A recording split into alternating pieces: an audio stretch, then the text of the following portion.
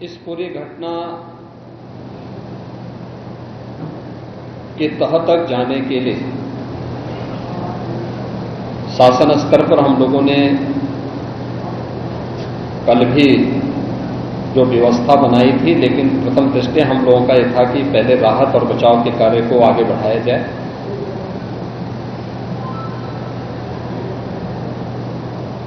इस पूरी जो अभी हादसा है, इस हादसे में 121 श्रद्धालुओं की मृत्यु हुई, जो उत्तर प्रदेश के साथ साथ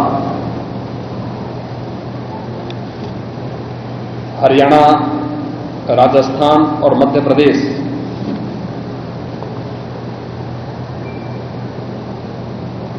से भी जुड़े हुए थे। उत्तर प्रदेश में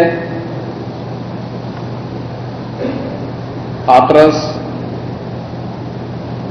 बदायूं, कासगंज, अलीगढ़ उपरांत जब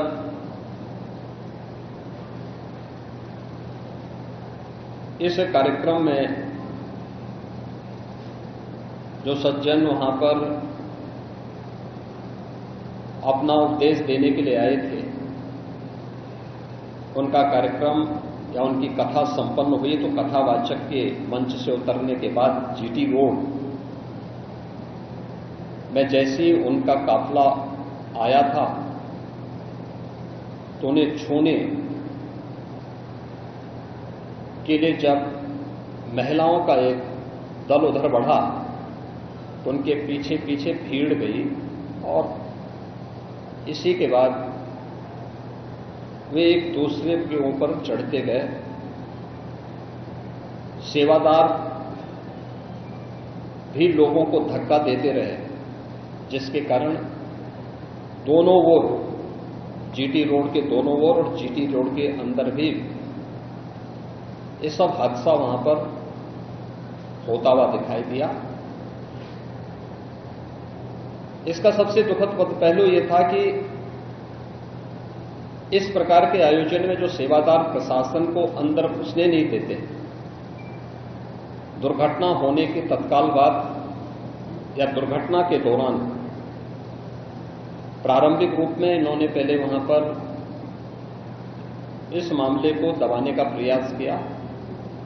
लेकिन जब उन्हें प्रशासन ने हॉस्पिटल ले जाने की कार्रवाई प्रारंभ की, तो इनमें ज्यादातर सेवादार वहां से भाग गए।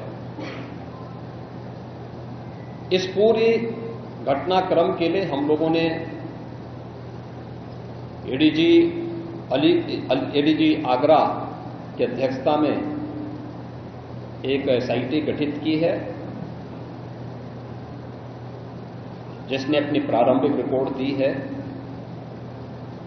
और इस घटना की तह में जाने के लिए उनसे कहा गया है, बहुत सारे ऐसे पहलू हैं जिन पर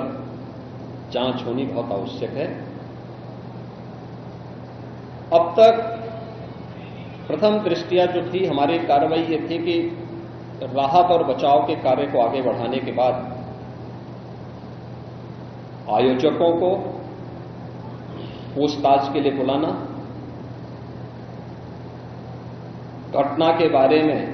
हादसे के कारणों के बारे में उनसे भी पूछताछ करना, और फिर घटना की लापरवाही और जिम्मेदारों की जवाबदेही भी इसके लिए तय करना, जिसके लिए पहले से ही एफआईआर यहां पे दर्ज हो चुकी है। देखिए, कुछ लोगों की एक प्रवृत्ति होती है कि इस प्रकार के दुखद और दर्दनाक घटनाओं में भी वे राजनीति ढूंढते हैं, और ऐसे लोगों की ये फितरत है कि चोरी भी और सीना चोरी भी। यह हर व्यक्ति जानता है कि सज्जन के फोटो किसके साथ में है, उनके राजनीतिक संबंध किन के साथ जुड़े हुए हैं। तो स्वाभाविक रूप से आप लोगों ने इस बात को देखा होगा कि पिछले दिनों रैलियों के दौरान इस प्रकार की भगदड़ कहां मचती थी और कौन इसके पीछे थे, और मुझे लगता है उसकी तह में जाना आवश्यक है। जो लोग निर्दोष लोगों के जीवन के साथ खिलवाड़ करते हैं और उनकी जवाबदेही भी इसके साथ तय होगी।